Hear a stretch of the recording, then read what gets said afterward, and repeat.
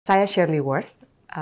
Saya memiliki 3 orang putra-putri yang sudah menjelang dewasa, dan kini saya memiliki 2 orang cucu.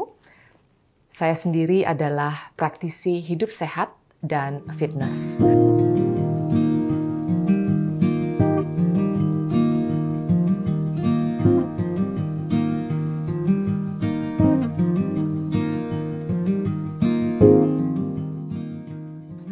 Sehari-hari saya senang sekali, pagi-pagi saya bangun sudah membuat breakfast, karena membuat saya breakfast itu adalah breakfasting, yaitu kita memulai hari baru dengan harapan yang positif attitude, dan dengan makanan yang bergizi, asupan yang seharusnya cukup sampai kita in the afternoon, sampai siang hari. Setelah itu saya berolahraga, dan mungkin bertemu dengan teman-teman saya, meeting, dan sebagainya. Saya senang sekali dengan kehidupan saya sekarang ini di usia 50. Saya sudah bisa mencapai semua yang ada di kehidupan saya. Terutama saya telah membantu untuk anak-anak saya, supaya mereka bisa menjadi orang dewasa yang bertanggung jawab akan kehidupan mereka sendiri. Dan ini adalah putri saya, Larissa Worth. Lara juga cukup mandiri. Kemandirian adalah hal yang selalu saya tanamkan ke putra-putri saya. Lara tahun lalu pergi ke Kanada untuk sekolah di boarding school. Lara sendiri sudah saya bekali dengan gaya hidup sehat, berolahraga, dan juga bagaimana organize schedule-nya dan pelajarannya. Dan thanks God, puji syukur, kemarin ini Lara juga telah mendapat the greatest achievement di boarding school-nya, baru tahun pertama. Ini putri saya, Lara Worth, yang mungkin maybe you want to share how you live in the boarding school and what you've learned from your family, from us. How to choose your best choice in food and in fitness, maybe. Well, I've learned to always be mindful of the amount of food that I eat every day. I make sure that I have a balanced diet. I eat salads, and I make sure that I still have my cheat meals to make me happy and to remind me of home. I always eat Indonesian snacks, and I try to maintain the healthiest I can, because I remember the way that my mom taught me and that my family raised me. And I try to always remember your lessons and think of the ways that you taught me when I was small. Okay. Tanya kita sudah mulai ya terasalah mungkin tidak sefit seperti dulu ketika umur 30-an, ketika umur 40-an. Mungkin tidak jadwal juga, pengaturan jadwal juga kurang. Jadi saya ada awakening ketika saya berumur 48 tahun. Saya bilang ini kayaknya saya mesti berbuat sesuatu dan mesti komit dengan berolahraga yang teratur dan paham akan nutrisi. Maka saya mengambil nutrition coach di Kanada kebetulan ketika mengantar putri saya. Jadi saya bilang, I will never want to have an excess fat in my body. Jadi saya ingin supaya bisa fit dan sehat, karena health is wealth. Dan kita selalu mindful, karena banyak sekali makanan-makanan yang ada ya di luar pilihan choices, tapi kita bisa memilih apa yang terbaik untuk kita. I am also a Reiki practitioner, so I think to meditate about twice a day is very important. I do my stretching about 20 minutes plus the 10 minutes of the Reiki practice, yeah, so that renew my energy of the day. So when I'm not happy, when I'm upset, I would just sit still and meditate at a certain hour, certain time. You know, just like when you do your prayers, you know, spiritual extension, it's the same. So I do that meditation and breathing. Tadi kan kita sudah mulai dari dalam, yaitu kita harus punya rasa mencintai diri kita, menghargai diri kita sendiri, dan dengan mencintai, dengan menghargai, kita bisa memelihara dengan lebih baik. Itu yang paling penting, ya kan? Self-worth, bahwa kita tahu, oke, God give me this for me to take care. Otherwise, He'll take it back. So I have to take care of this, right? While I live on earth, I have to take care of my well-being, my physical being, right? So itu semua dari dalam dan akan kelihatan dari luar.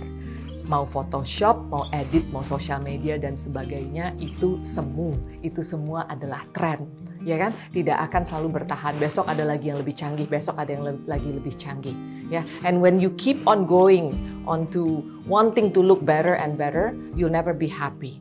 The happiness is from within, where you actually can appreciate yourself.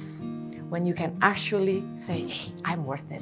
Hey, I'm a happy person from within. So I think that one you have to achieve from this inner, sacrifice. There's a lot of sacrifice to feel good, to look good, right? To be good, there's a lot of sacrifice you have to do. There's a lot of, things that you probably don't want to touch, you probably don't want to eat, you probably don't want to do. But in return, you get so much more, right? Something more lasting and real. Not just something that is, semu atau tren sementara tadi. So that's what I always try to tell she's my youngest girl, but my two other children, I always pass that to them. My mom always taught me to, even though I live in the generation of social media and we use a lot of the internet right now to compare ourselves to other people, I always remember that I'm my own self, and I always need to be grateful for that, because as you said, God gave us this, so we need to take care of our physical self as well as our mental self. So you always need to remember that other people may not be the happiest, and you need to appreciate what you have yourself so you can live happily and you can remember all the blessings that you have. And you can always improve yourself if you look at the brighter side rather than looking at the negatives. Yes. Thank you, Lara.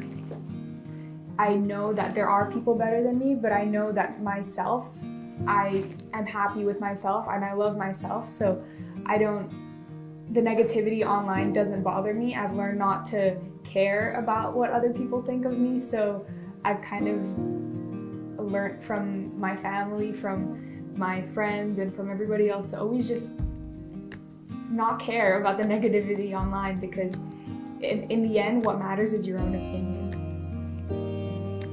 Kalau dari keluarga saya pribadi, ibu saya kebetulan dari Sumatera Barat. Jadi wanita itu peranannya memang bukan sekedar masak dan sekedar educate untuk mengedukasi anak-anaknya, memelihara anak-anaknya, tetapi banyak keputusan-keputusan penting yang juga dibuat oleh sang ibu, oleh wanita. Jadi sudah terbiasa di keluarga kami, wanita-wanitanya cukup dominan dan berpartisipasi dalam mengambil keputusan di rumah tangga. Nah, jika wanita sudah bisa mengambil keputusan tersebut, tentunya sosial masyarakat dan di luar juga wanita-wanita tersebut juga berani berpartisipasi dan mengungkapkan inspirasinya dan aspirasinya. Jadi, saya rasa dimulai dari keluarga dulu, dari rumah gitu, tanpa melupakan budaya kita, budaya Timur secara keseluruhan, bahwa ya kita tetap ada kewanitaannya lah, ya. But I think from my background, this morning saya juga menjelaskan kepada Lara, kebetulan kita ngobrol, bahwa wanita dari Sumatera Barat itu banyak kita mengambil kendali gitu loh, di rumah tangga, di keluarga.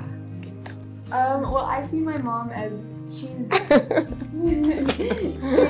she always remembers the Indonesian values, and she always taught me the Indonesian values and the Asian values ever since I was small. And yet she still tries to incorporate my dad's Western, if you will, ways, since he grew up in the West, etc., etc. She always remembers to incorporate both and find a mix to make sure that I'm not only growing up with Asian values, yet I'm still trying to modernize and remember that there is a Western world, and that I am also still Western because I'm mixed, and happy medium. Try to have a happy medium, and to remember the balance between the two, and still always remember your old and traditional ways of life and traditions that you practice like all the time as a general rule of thumb to be polite and everything. What did mommy tell you about the 3 things that are important to grow as when you grow up? I usually tell the kids when they're 17, but there are 3 things to remember. One is family value, the law, know the law around you, wherever you are, know the rules and the law, and then family is, this is the value, and then the law, you forgot this one. Think, think, think. Health. Yeah, because you're responsible of your own health, especially when you're older. You make a choice of what to take and not to take, what to buy and not to buy, because I cannot watch you all the time. So these are the 3 things that I keep reminding, 3 simple things that I keep reminding my children. 1, remember the values, where you're coming from, your tradition, and number 2, understand and know the law wherever you are, and number 3 is to take care of your own health, because when you pass 18, you're no longer under my insurance, so you know that is your medical to take care of your own medical bills to take care of. I mean, that's the simplest way to tell children, so they know of these 3, and then they can be a responsible adult. Buat saya pribadi ya, pada awalnya kekayaan itu adalah sesuatu achievement. Saya orangnya cukup berambisius, dan jika saya bisa mencapai sesuatu, itu adalah suatu goal. Kekayaan used to be an achievement, and it's a requirement. You know, you want to be comfortable, you need material to have a good education, to have a good home, to have a good life. You need that. Tapi at some point in life, where kekayaan itu sebenarnya maknanya akan menurun. Sudah tidak perlu lagi. Once you're done with your children, once you're done with your ambition, at the end of the day, kekayaan itu diminishing maknanya. Ya, this is from my own perspective, my very personal perspective. There are many things that are more important than kekayaan. Tetapi kekayaan tadi perlu untuk mengedukasi anak-anak, untuk memberi comfortable living, untuk memberikan kesehatan dan segala yang baik. Tapi ketika you reach to my age, I guess the turnaround point maybe like for me is 45, 50. It was then I started to think bahwa kekayaan itu kita tidak perlu. Yang penting anak-anak sudah selesai, sudah kita didik dengan baik sebisa kita. Setelah itu yang kita perlukan adalah kesehatan, kebahagiaan rumah tangga, kesatuan rumah tangga dan keluarga. Itu jauh lebih penting dari kekayaan. So, that's my personal perspective.